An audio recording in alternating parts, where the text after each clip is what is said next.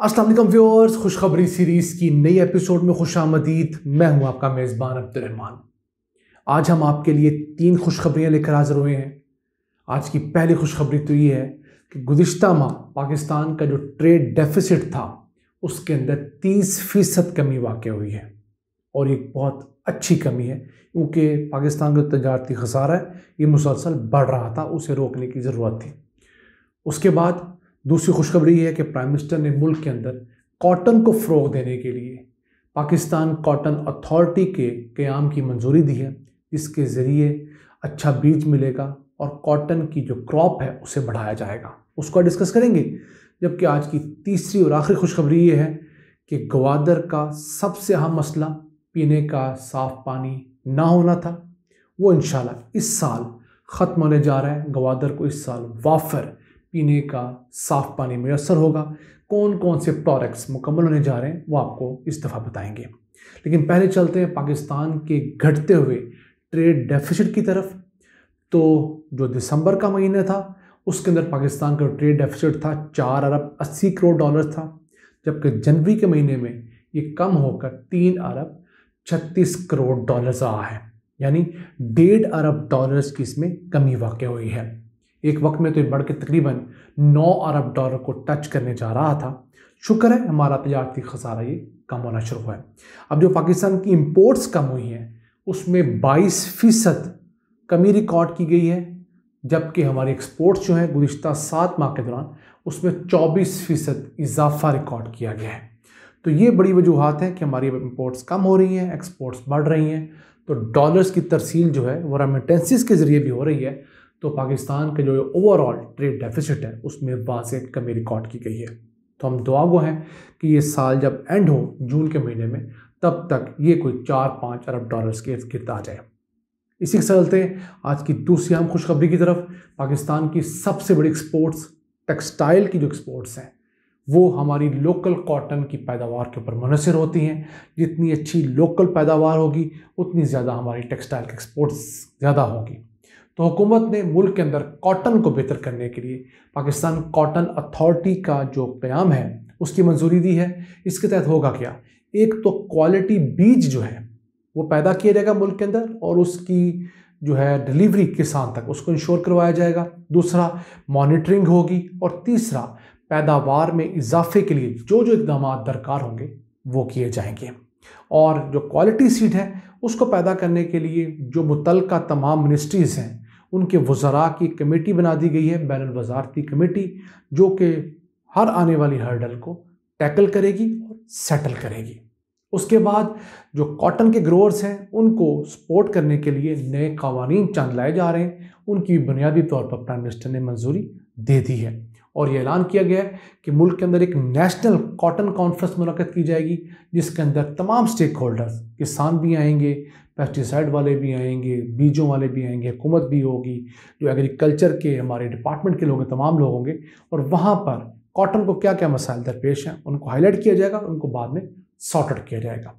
और इसके साथ साथ मुल्क के अंदर DAP खाद जो है उसकी प्रोडक्शन बढ़ाने के लिए, नए प्लांट्स लगाने के लिए भी तजावीज़ मांगी गई हैं। पाकिस्तान यूरिया खाद में तो खुद कफ़ील है, लेकिन DAP 70% पाकिस्तान इंपोर्ट करता है। तो अब हुकूमत की कोशिश है कि हम अपनी DAP की प्रोडक्शन में उसमें खुद कफ़ील हों। तो नाज़रीन, ये है हमारे एग्रीकल्चर के मैदान में अच्छी खुशखबरियाँ। इसी से चलते हैं गवादर, जो कि CPEC का ताज है। गवादर के जो 2 बड़े मसले थे, एक तो पीने का साफ़ पानी नहीं था और दूसरा बिजली भी ईरान से आती थी, पाकिस्तान के लोकल ग्रिड से नहीं आती थी। तो हुकूमत ने सबसे पहले पानी वाला मसला हल करने के लिए अहम इक़दाम शुरू किए थे। वो इंशाल्लाह इस साल मुकम्मल होंगे तो गवादर पूरे के तमाम शहरियों को पीने का साफ़ पानी, टैप वाटर मुयसर आएगा। उस सिलसिले में 3 अहम डैम हैं, एक तो सवार डैम, दूसरा शादी कोट डैम और तीसरा अनकरा डैम। तो जनाब, जो सवार डैम है उससे 67 किलोमीटर की पाइपलाइन जो है वो गवादर शहर तक पहुंच चुकी है। 50 लाख गैलन पानी जो है इससे रोज़ाना हमारे गवादर के शहरियों को, पुराने गवादर में भी नए गवादर में भी, अक्रॉस द बोर्ड मुयसर आएगा। इसके साथ साथ शहर के अंदर जो वाटर सप्लाई की तमाम पुरानी पाइपलाइंस हैं उनको तब्दील किया जा रहा है GDA के ताउन से। तो उम्मीद है इंशाल्लाह इस साल के एंड तक वो तमाम पाइपलाइंस जब मुकम्मल हो जाएंगी, पुरानी पाइपलाइंस की जगह नई पाइपलाइन बिछ जाएंगी, तो ये पानी का आगाज़ होगा। फिर एक है अंकराकोर डैम, जो कि 11 अरब 39 करोड़ रुपए का डैम है।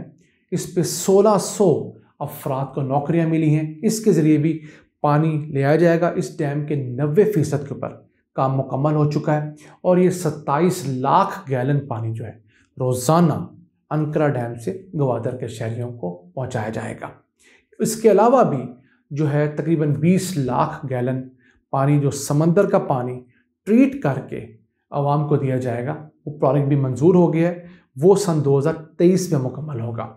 तो नाज़रीन, ये जो तमाम प्रोजेक्ट्स हैं, ये गवादर के शहरियों को ना सिर्फ पीने का साफ़ पानी मुहैया करवाएंगे, बल्कि जो इंडस्ट्री है उसको फ़रोग़ देने में अहम किरदार अदा करेंगे। फिर गंदा पानी पीने से जो वहाँ की जो मुकामी आबादी थी बीमार हो रही थी, मुख्तलिफ मसाइल का शिकार थी, उसके अंदर बहुत कमी वाक़ई होगी और गवादर के शहरियों के अंदर जो लाइफस्टाइल है वो बेहतर होगा।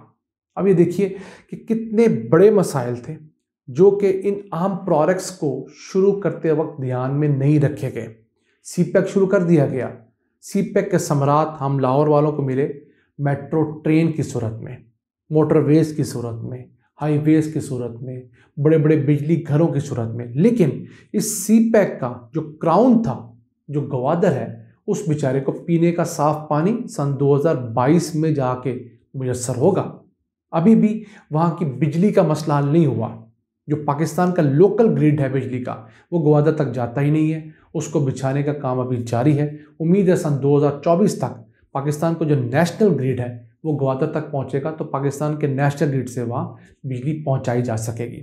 उससे पहले हम लोग जो है ईरान से बिजली ख़रीदने पे मजबूर हैं।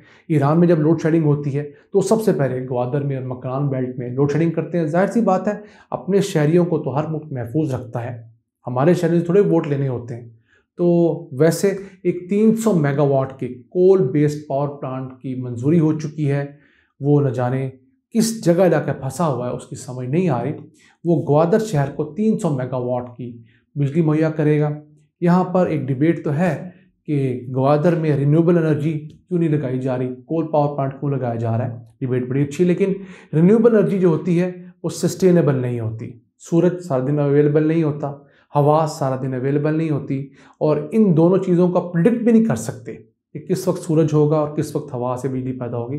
तो इस मसले को न्यूट्रलाइज करने का वाहिद हल अभी यही है कि कोल बेस्ड पावर प्लांट यहाँ लगाया जाए, ताकि वो हर वक्त चल के इस शहर को बिजली दे। इसके दरमियान में सोलर ऐड किए जाएँ, विंड ऐड की जाए, टाइडल एनर्जी जो है, जो समंदर की लहरों से एनर्जी हासिल की जाती है, उसको प्रमोट किया जाए, और फिर कोल को सिर्फ एक बैकअप के तौर पर रखा जाए।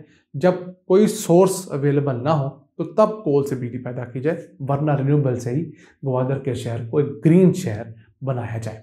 नाज़रीन, ये पाकिस्तान में होने वाली अच्छी खबरें जो हम आपके लिए रोज़ाना की बुनियाद पर बड़ी अर्करेज़ी के बाद लेकर आते हैं। हम उम्मीद है आप हमें इसी तरह सपोर्ट करते रहेंगे। इन अल्फाज के साथ अपने मेज़बान अब्दुर्रहमान को इजाज़त दीजिए। अल्लाह ने के बाद।